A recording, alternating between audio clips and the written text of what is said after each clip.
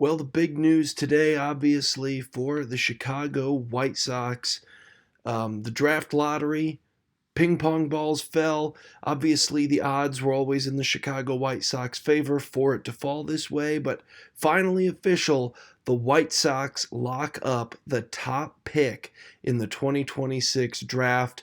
Let's talk about it. I'm Aaron Feely here on White Sox Daily.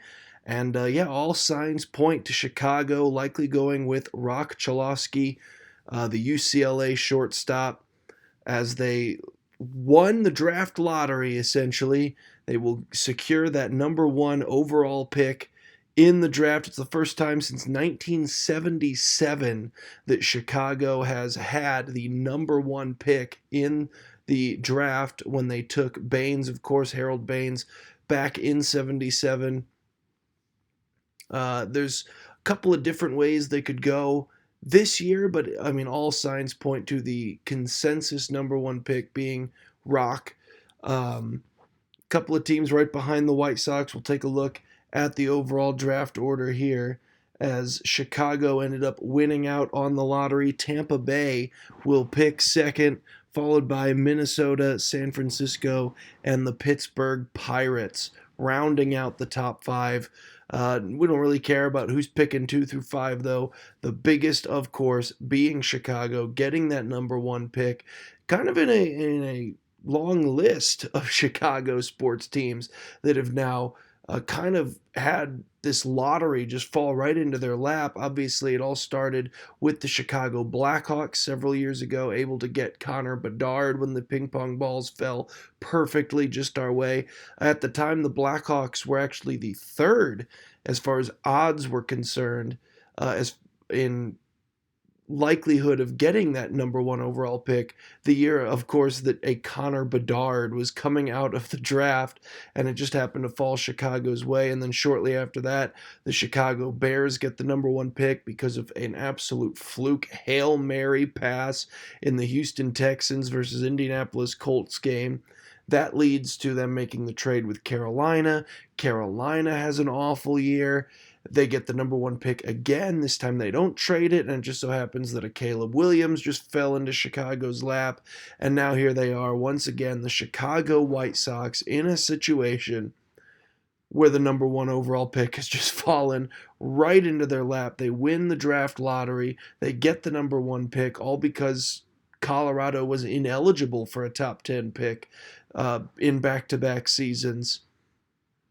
And it's the year that a prospect as hyped as a Rock Chalosky is coming out, a guy that was supposed to be a huge deal years ago, coming right out of high school, decided to spend the next 2 years at UCLA, rose his draft stock even further at that point, and now he's the consensus number one overall pick in the draft, which will lead us directly into our next topic of discussion here, and that is what the White Sox will do with that logjam that they may create if they take Rock Chalosky number one overall, primarily a shortstop. You've got Colson Montgomery, who plays shortstop at the moment. Maybe a little bit of positional versatility there. Chase Mydroth, also a really solid shortstop, especially defensively. You just took a shortstop in Carlson a year ago in the top 10.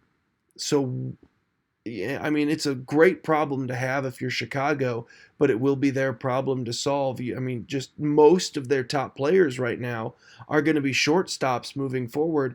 And that's not necessarily the worst problem in the world, to have this big backlog of talent at the most important defensive position in baseball out there. This is a franchise that, up until recently, we got used to a few years ago, Tim Anderson playing extremely well, batting champion for the American League a couple of times. His career kind of tailspinned there for a bit.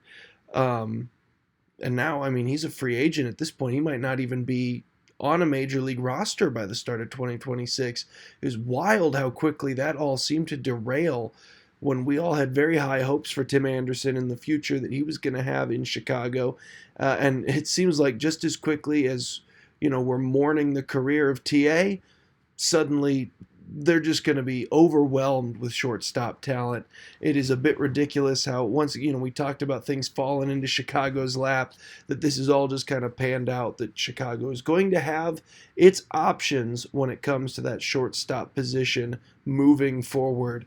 And then coming out of the second day of winter meetings, one of the big stories for Chicago, of course, one of the stories that every reporter wants to get into, is who's talking to who's having discussions with who, and who's showing interest in who. And Chicago's already talked about a number of times how deeply they are going to be involved with relief pitching this free agency cycle. Speaking of, obviously, Edwin Diaz just signed with the Los Angeles Dodgers earlier on. That was huge. Kyle Schwarber, there was talk about the Pittsburgh Pirates were interested in him. Nope, locked up. He's in Philadelphia now for 5 more years.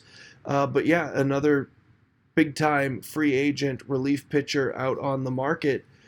Pete Fairbanks, kind of a veteran name, not a guy that's going to draw the big contracts just based on his age that some of the more youthful options are going to, but he's a guy that would definitely help the Chicago bullpen right off the bat.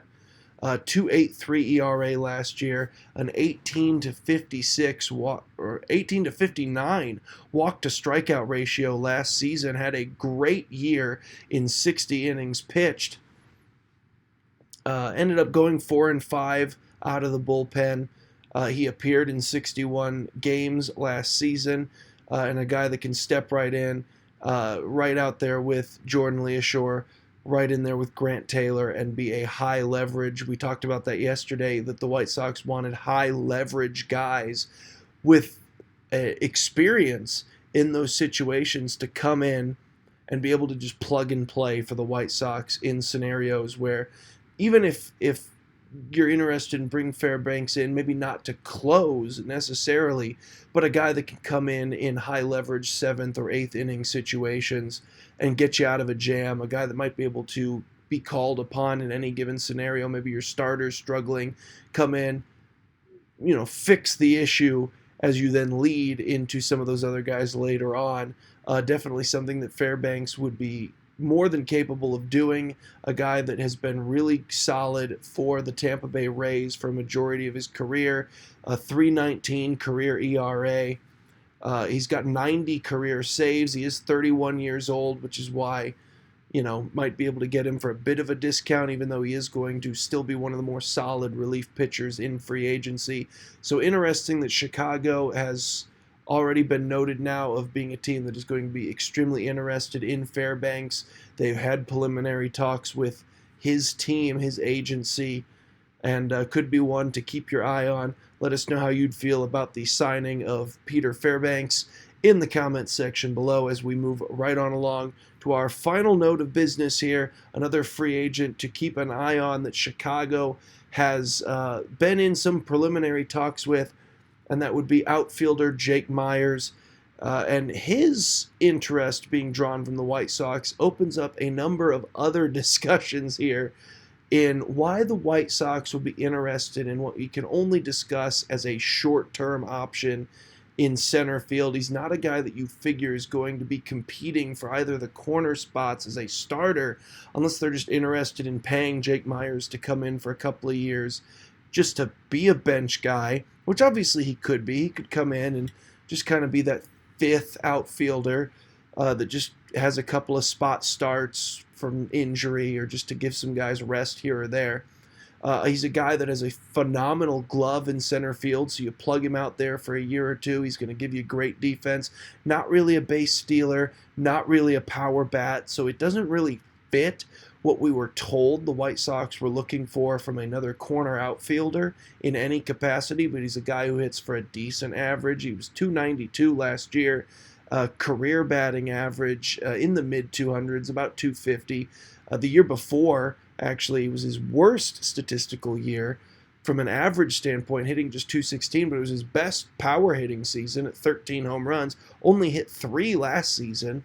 So that's a little bit peculiar that the White Sox are barking up that tree, unless they're already pre-planning for in case someone does give them that offer that they just can't refuse for Luis Robert, and you need to have a backup plan in place before, obviously not necessarily set that Braden Montgomery is ready just yet to be that guy that's going to come up and replace Robert on day one. So you're going to want to have a backup plan in place should a trade go down. So I think that's what this interest says to me, is that they are already planning for the potential if they are forced to move off of Luis Robert this season. But that'll do it for today's episode. We thank you all for joining us again, and we'll have more news for you tomorrow right here on White Sox Daily.